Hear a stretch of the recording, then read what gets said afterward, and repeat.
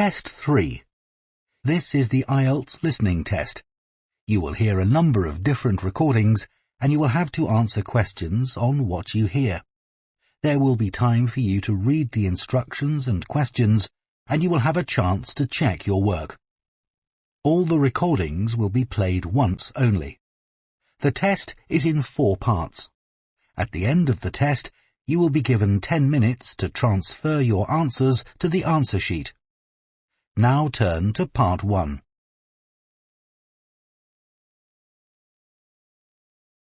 Part 1. You will hear a man called Jack giving advice to a friend about surfing holidays. First, you have some time to look at questions 1 to 6.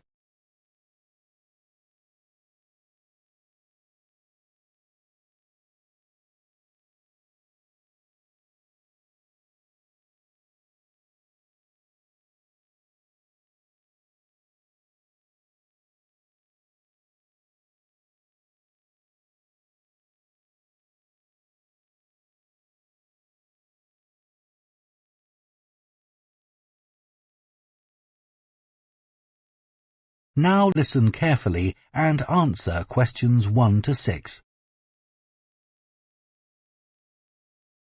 Jack, I'm thinking of taking the kids to the seaside on a surfing holiday this summer, and I wanted to ask your advice, as I know you're such an expert. Well, I don't know about that. But yes, I've done a bit of surfing over the years. I'd thoroughly recommend it. I think it's the kind of holiday all the family can enjoy together. The thing about surfing is that it's great for all ages and all abilities.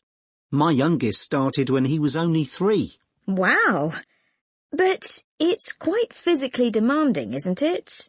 I've heard you need to be pretty fit. Yes, you'll certainly learn more quickly and won't tire as easily.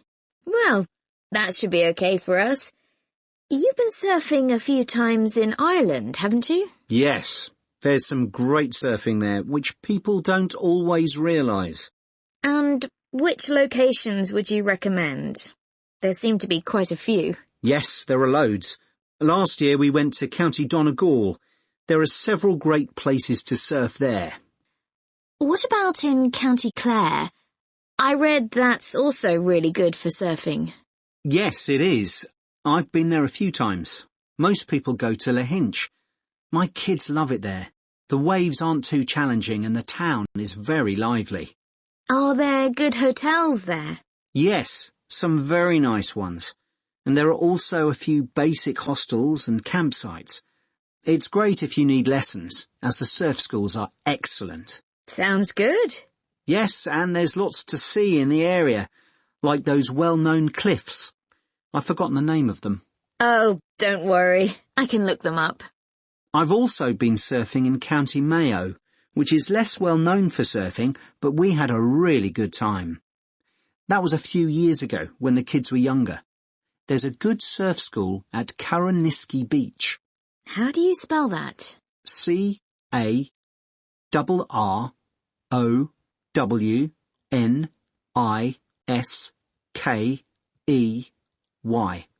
Okay. I put the kids into the surf camp they run during the summer for 10 to 16-year-olds.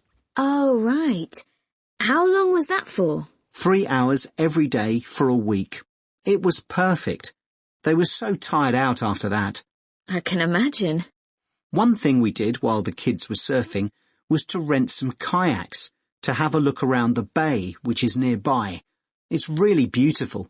Oh, I'd love to do that. Before you hear the rest of the conversation, you have some time to look at questions 7 to 10.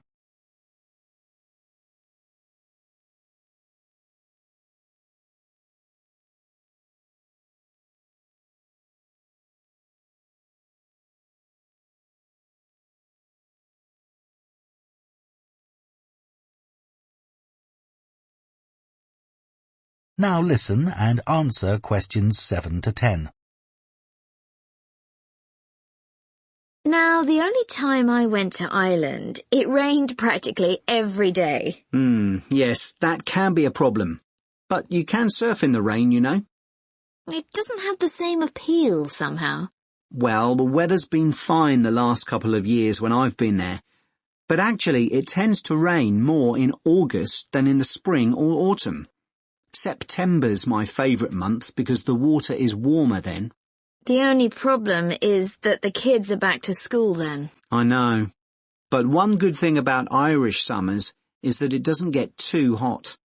The average temperature is about 19 degrees, and it usually doesn't go above 25 degrees. That sounds all right. Now, what about costs? Surfing is a pretty cheap holiday, really.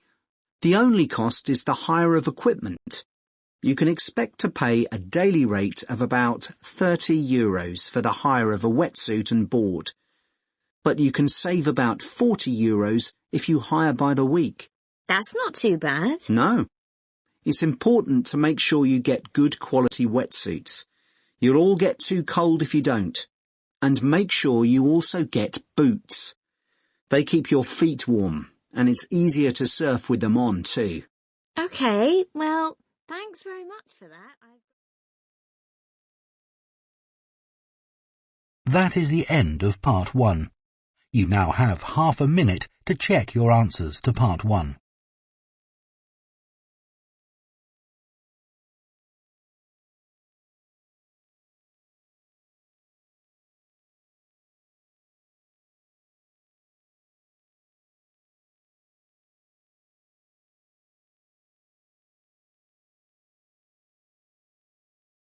Now listen carefully and answer questions 11 to 15.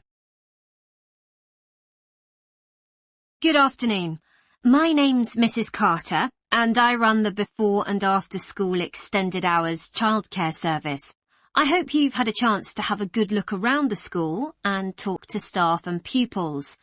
I know that many of you are interested in using our childcare service when your child joins the school, and perhaps you already know something about it. But for those that don't, I'll go through the main details now. We offer childcare for children from the ages of 4 to 11, both before and after school. I know that many parents who work find this service invaluable. You can leave your child with us, safe in the knowledge that they will be extremely well cared for. We're insured to provide care for up to 70 children, although we rarely have this many attending at any one session. I think we generally expect around 50 to 60 children for the afternoon sessions, and about half that number for the breakfast sessions. Although we currently do have 70 children registered with us, not all of these attend every day. It's 10 years since we began offering an extended hours service, and we've come a long way during that time. When we first opened, we only had about 20 children attending regularly. We try to keep our costs as low as we can, and we think we provide very good value for money. For the afternoon sessions, which run from 3:30 until 6 p.m, it's £7.20. But if you prefer, you can pay for 1 hour only, which costs £3.50, or 2 hours, which costs £5.70. The cost of the childcare includes food and snacks. They'll be given breakfast in the morning and in the afternoon, a healthy snack as soon as they finish school. At 5 p.m, children are given something more substantial, such as pasta or a casserole. Please inform us of any allergies that your child might have, and we'll make sure they're offered a suitable alternative. As you may know, the childcare service runs through the school holidays from 8 a.m. to 6 p.m. We offer a really varied and exciting programme to keep the children entertained. We don't want them to feel as if they are still at school. It will also feel different because they'll get the chance to make new friends with children from other schools. Spaces are available for them because a lot of our term time children don't always attend during the holiday. In the past, parents have asked if children over the age of 11 are allowed to come with their younger brothers and sisters, but I'm afraid we're unable to do this because of the type of insurance we have. Before you hear the rest of the talk, you have some time to look at questions 16 to 20.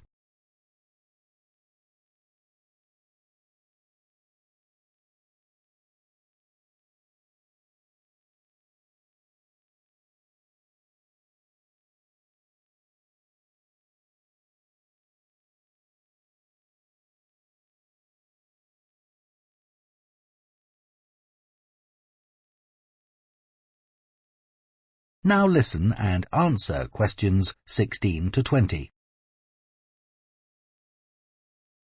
So now let me tell you about some of the activities that your child can do during the after-school sessions.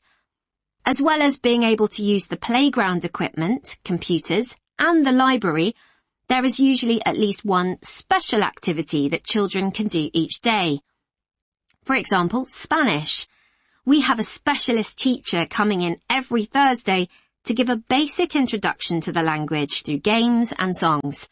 She does 2 sessions, one for the over 8s and one for the younger children. This is the only activity which we have to make an extra charge for, but it's well worth it. Once a week, the children have the opportunity to do some music. We're very lucky that one of our staff is a member of a folk band. On Mondays, she teaches singing and percussion to groups of children. We do rely on parental support for this, so if any of you sing or play an instrument and would be prepared to help out at these sessions, we'd be delighted. Painting continues to be one of the most popular activities. To begin with, we weren't keen on offering this because of the extra mess involved, but children kept asking if they could do some art, and so we finally gave in. Art is great for helping the children to relax after working hard at school all day.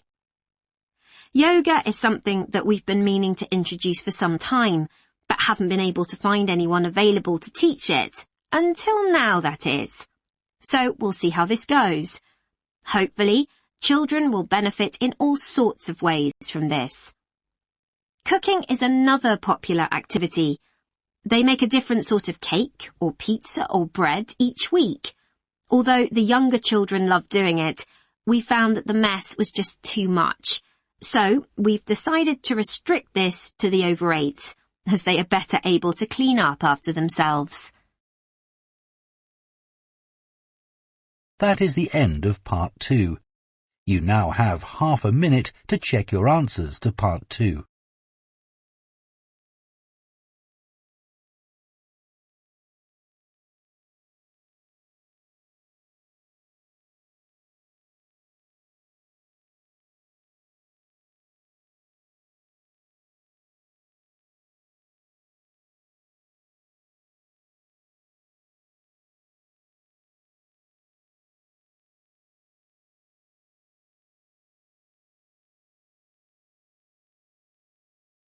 Part 3.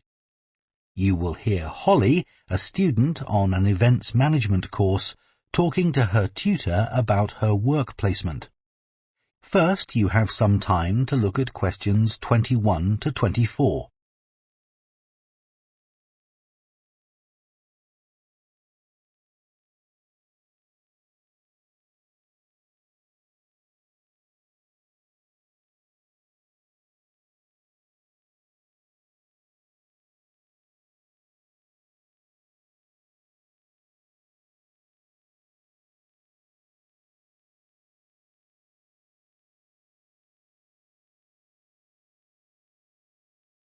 Now listen carefully and answer questions 21 to 24.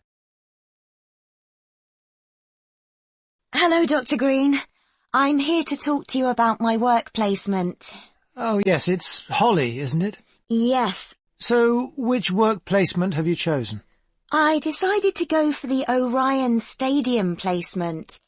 The event I'll be managing is one where I'm helping to set up a sports competition for primary school children. Yeah, that's always a popular placement, even though it can be tougher than you think, working with children. I know, but it's the fresh air that attracts me.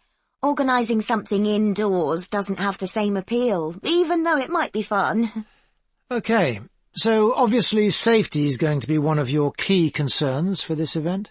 Yes, I've already thought about that. I'll need to make sure none of the equipment's damaged. Well, you'll be working with schools, so the equipment will be their responsibility. However, the grounds and what goes on there will be yours. Oh, I see. That'll include keeping everyone within the boundary once they're in their kit and on the field? Exactly. You'll need to inspect areas like changing rooms as well, for anything someone can trip over, but your main priority will be not to lose anyone. Right. I'll need staff to help with that. And don't forget about the spectators. I was thinking that many of them will be parents who could help run the event. I wouldn't rely on that. They'll be more interested in filming their children than volunteering. I'll need to make sure they don't interfere with events doing that. And that's not always easy, especially when a proud parent's trying to get a snap of their child and you want them to move elsewhere. Okay. What about the scheduling? With sporting events, there are all sorts of things that can alter the timetable, like rain, for instance, though so far we've always been lucky with that. Yeah, and I was thinking about what to do if someone got hurt as well. I know that last year that caused a terrible delay. You have to be prepared for such things. Oh, what if a match ends in a draw? Do you let the teams keep going until someone wins? That'll be up to you. And again, you need to plan for it. Right. Before you hear the rest of the discussion, you have some time to look at questions 25 to 30.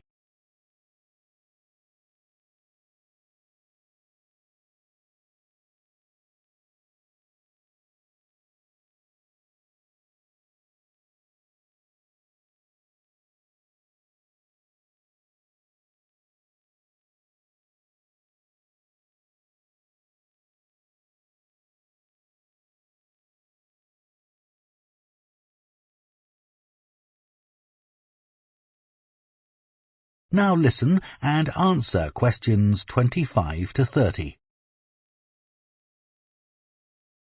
Now, the aim of your work placement is to give you the opportunity to develop the skills that an events manager needs. So, let's talk about those a bit. Well, I think my communication skills are pretty good. I can talk on the phone to people and book venues and that kind of thing. Good. Just remember, it isn't only about what you say. If you meet someone face-to-face and want to persuade them to be a sponsor, for example... Oh, I'll dress up for that, sure. Good. Let's go on to think about your organisational skills. You're working in a very people-based industry, and that means things won't always go to plan. I guess it's being prepared to make changes that matters. That's right. You may have to make an on-the-spot change to a timetable because of a problem you hadn't anticipated. Just do it, okay. How's your time management these days? I'm working on it. I'm certainly better when I have a deadline, which is why this work suits me. Yes, but it's how you respond as that deadline approaches. I know I've got to look calm, even if I'm in a panic. Just think to yourself, no one must know I'm under pressure. Yeah, even though I'm multitasking like crazy. Another skill that events managers need is creativity. Often your client has what we call the big picture idea, but it's up to the events manager to think of all the fine points that go to making it work. Right. So I need to listen carefully to that idea and then fill in all the gaps. That's right. And you'll have a team working under you. So another key skill is leadership. Your team may have lots of ideas too, but you've got to make the ultimate choices. Do we have refreshments inside or out, for example? Isn't it better to be democratic? It's a nice idea, but you have the ultimate responsibility. So believe in what you think best. Be prepared to say, yes, that's a good idea, but it won't work here. I see what you mean. What about the networking side of things? I know it's an area that a lot of students worry about. because we don't have much experience to offer others. But even without it, you can still be an interesting person with useful ideas, and the more people you impress, the better. I guess that will help me when I apply for a real job. Exactly. Think ahead, remember what your ambitions are, and keep them in mind. Definitely. That is the end of Part 3. You now have half a minute to check your answers to Part 3.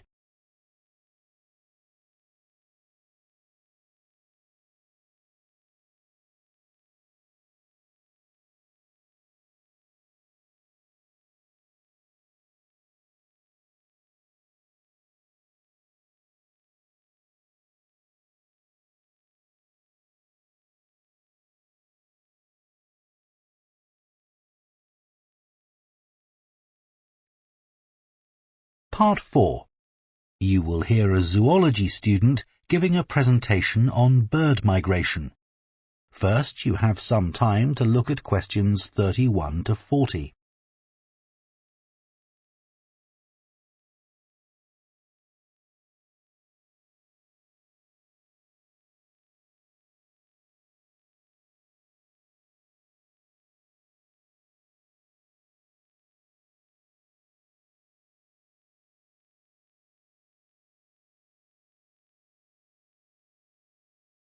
Now listen carefully and answer questions 31 to 40.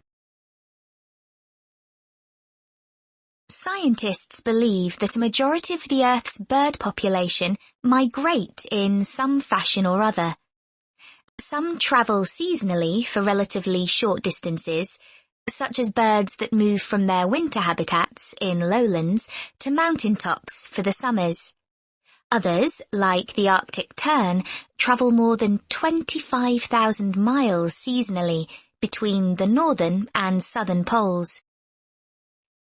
Bird migration has been studied over many centuries through a variety of observations.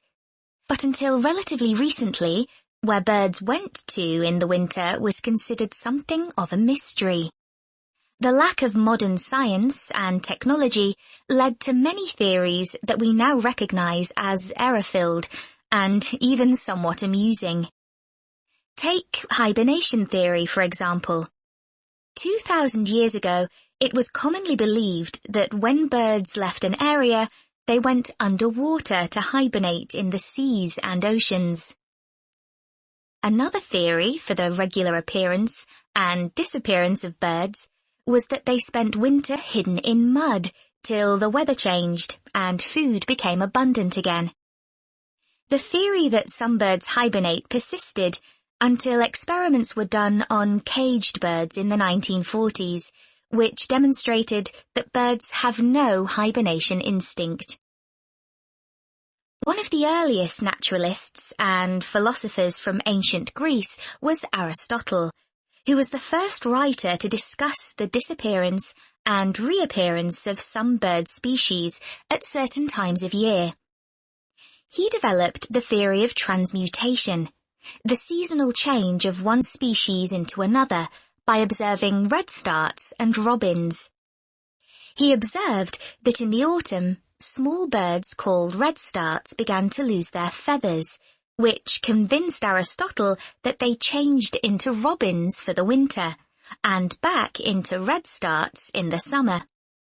These assumptions are understandable, given that this pair of species are similar in shape, but are a classic example of an incorrect interpretation based on correct observations. The most bizarre theory was put forward by an English amateur scientist, Charles Morton, in the 17th century. He wrote a surprisingly well-regarded paper, claiming that birds migrate to the moon and back every year. He came to this conclusion as the only logical explanation for the total disappearance of some species.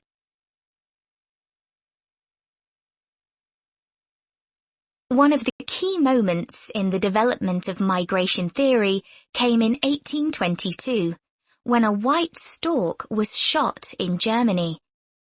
This particular stork made history because of the long spear in its neck, which, incredibly, had not killed it. Everyone immediately realized this spear was definitely not European. It turned out to be a spear from a tribe in Central Africa. This was a truly defining moment in the history of ornithology, because it was the first evidence that storks spend their winters in sub-Saharan Africa. You can still see the arrow stork in the zoological collection of the University of Rostock in Germany. People gradually became aware that European birds moved south in autumn and north in summer, but didn't know much about it until the practice of catching birds and putting rings on their legs became established. Before this, very little information was available about the actual destinations of particular species and how they travelled there. People speculated that larger birds provided a kind of taxi service for smaller birds by carrying them on their backs. This idea came about because it seemed impossible that small birds, weighing only a few grams, could fly over vast oceans. This idea was supported by observations of bird behaviour, such as the harassment of larger birds by smaller birds. The development of bird ringing by a Danish schoolteacher, Hans Christian Cornelius Mortensen, made many discoveries possible. This is still common practice today and relies upon what is known as recovery. This is when ringed birds are found dead in the place they have migrated to and identified. Huge amounts of data were gathered in the early part of the 20th century, and for the first time in history, people understood where birds actually went to in winter. In 1931, an atlas was published showing where the most common species of European birds migrated to. More recent theories about bird migration vary widely.